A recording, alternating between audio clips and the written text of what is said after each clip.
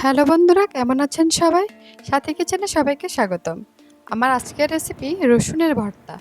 এই গরমে যখন কিছুই খেতে ভালো লাগে না, তখন ঝটপট বানিয়ে নিতে পারেন রসুনের ভর্তা। তাহলে শুরু করা যাক।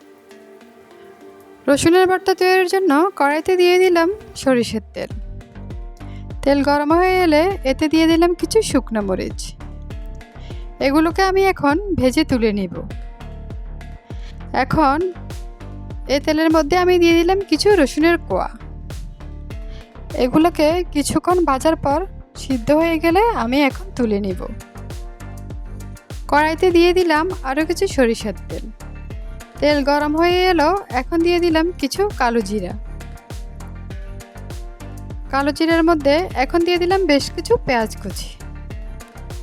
এগুলোকে আমি ভালোভাবে ভেজে তুলে নিব।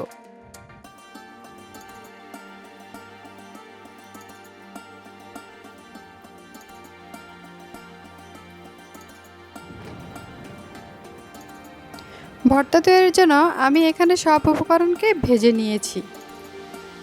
এখন সামান্য পরিমাণ লবণ দিয়ে এগুলোকে আমি মেখে নিব। দেখুন বন্ধুরা, কতটা সহজে হয়ে গেল রসুনের ভর্তা। এই ভর্তা থাকলে গরম ভাতের সাথে আর কিছুই প্রয়োজন হবে না। এটি খুবই মজা। ভিডিওটা ভালো লাগলে চ্যানেলটি সাবস্ক্রাইব করবেন ও লাইক, শেয়ার, কমেন্ট করবেন।